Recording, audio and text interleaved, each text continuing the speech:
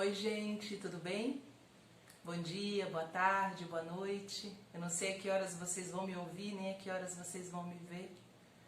O meu nome é Daniele Andrade e eu sou uma contadora de histórias. Vocês devem lembrar de mim, porque eu já estive aqui outras vezes contando histórias para vocês. Pois nesse mês de novembro, aqui no Sesc da Bahia, todas as quartas-feiras, vai ser lançado um vídeo comigo contando histórias sobre as belezas do mundo e as maravilhas da natureza. Para esse mês eu escolhi os contos indígenas e alguns contos africanos para falar sobre a criação do mundo.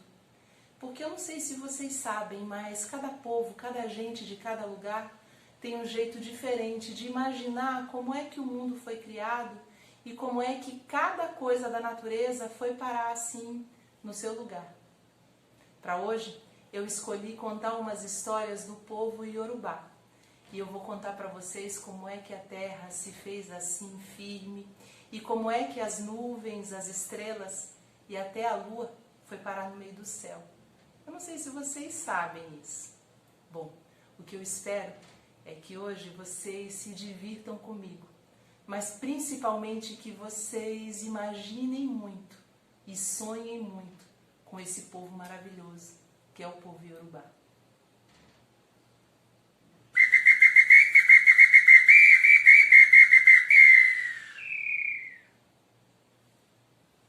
Dizem que há muito, muito tempo atrás, a terra era um grande charco.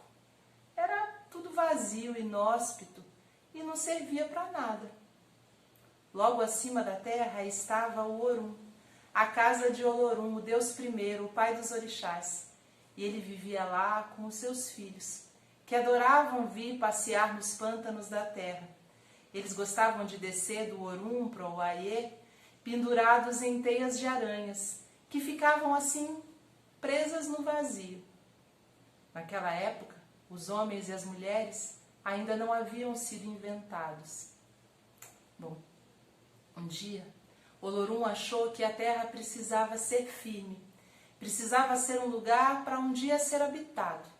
Então ele chamou Orixanlá, o grande orixá, o senhor do pano branco, e pediu que ele viesse até a terra e tornasse a terra muito firme e boa para os homens e as mulheres poderem viver.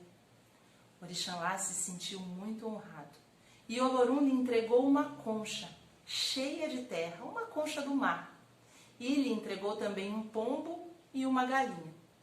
Orixanlá então desceu até a terra e viu como ela era vasta. Escolheu um lugar, parou e começou a derramar a terra da concha.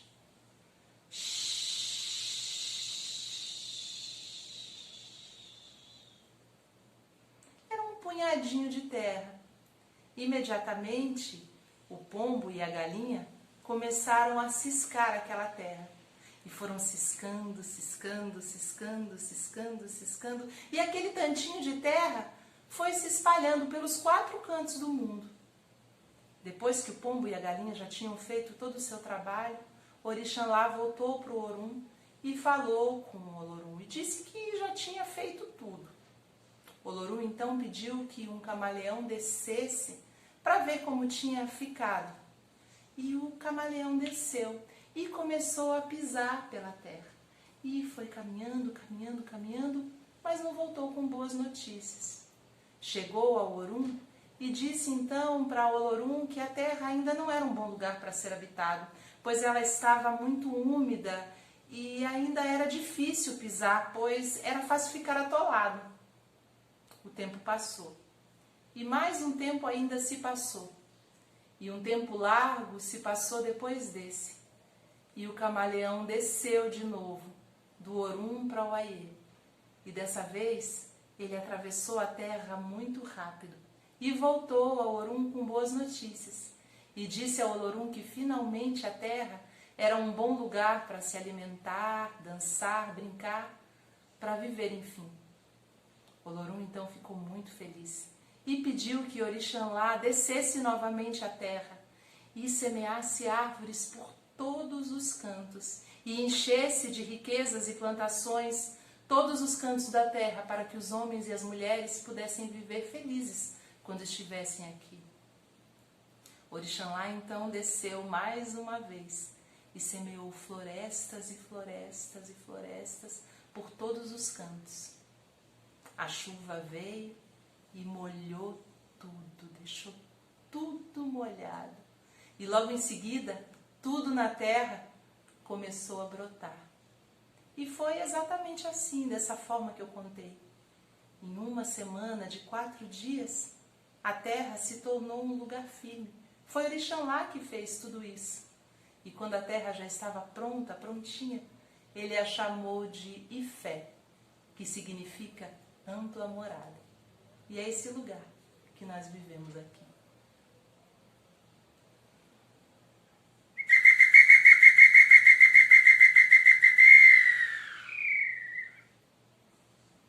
Bom, eu não sei se foi antes da terra ficar firme ou se foi depois, porque o tempo do povo Iorubá, o tempo dos orixás, é um tempo muito diferente.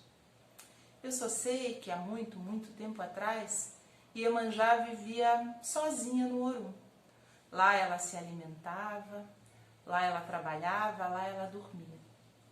Um dia, seu pai, Olodumaré, decidiu que ela não devia mais viver sozinha. E falou com ela, dizendo: Iemanjá, você precisa muito ter uma família, não é possível viver tanto tempo assim solitária. Você precisa ter pessoas para brincar junto, conversar, comer junto, dormir junto, viver, enfim. Mas Iemanjá não ficou pensando muito sobre isso. Acontece que o tempo foi passando, e um dia o estômago de Iemanjá começou a crescer. E foi crescendo, foi crescendo, foi crescendo, foi crescendo, foi crescendo. E um dia, de lá de dentro daquele grande estômago, saíram as estrelas. E as estrelas foram parar no firmamento e ficaram lá presinhas. E Iemanjá tinha até ficado feliz, porque finalmente achava que ia ter companhia, mas o firmamento era muito longe e ela voltou a ficar solitária. Não demorou muito tempo, o estômago de Iemanjá continuou crescendo. E foi crescendo, foi crescendo, foi crescendo. E da sua grande barriga saíram as nuvens. E Iemanjá ficou feliz porque as nuvens eram muito bonitas e podiam ser ótimas companhias. Mas as nuvens rapidamente foram também para o céu e se precipitaram em chuva. E Iemanjá ficou sozinha outra vez. Bom, não muito tempo depois, o estômago de Iemanjá continuou crescendo. E foi crescendo, foi crescendo, foi crescendo, foi crescendo, até que de lá de dentro saíram os orixás. Exu, Oxóssi, Xangô, Oxum, muitos outros. E Iemanjá finalmente pôde ter uma família. Agora ela tinha com quem conversar, com quem comer junto, com quem dormir junto, finalmente com quem viver. E dizem que depois que Iemanjá se tornou a mãe de todos os orixás, ela nunca mais se sentiu sozinha.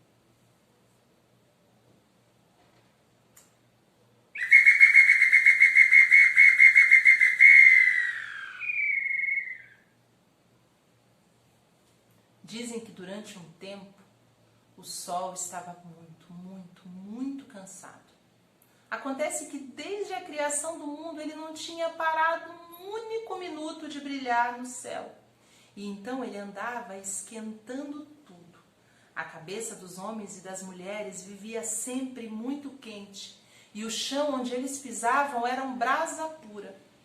Finalmente, depois de um tempo de tanta quentura do sol, os homens e as mulheres começaram a morrer. Os orixás, então, ficaram muito preocupados e resolveram se reunir para encontrar uma solução para aquele grande problema.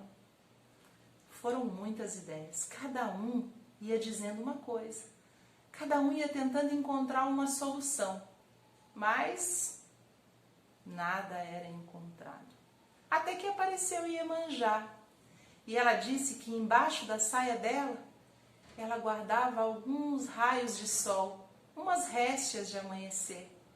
Os orixás então perguntaram o que ela faria com aquilo, e ela pediu que o sol fosse dormir, que o sol fosse descansar um pouco. E o sol foi dormir, o sol foi descansar um pouquinho. E quando ele dormiu e descansou, Iemanjá tirou aqueles raios que estavam embaixo da sua saia e lançou sobre os homens e sobre as mulheres. Mas esses raios, eles não eram tão fortes como os raios que o sol trazia todos os dias. Eles eram mais fracos. E então, Iemanjá, ela criou um outro astro, Oxum, a lua. A lua era fria e o seu brilho refrescava muito a cabeça e o coração dos homens e das mulheres que viviam na terra. E então ela começou a brilhar todas as noites, quando o sol, depois de brilhar o dia inteiro, se deitava para descansar. Desde esse dia, os homens e as mulheres são muito, muito gratos a Iemanjá, porque se não fosse por ela, nós não dormiríamos assim, tão fresquinhos e tão tranquilos.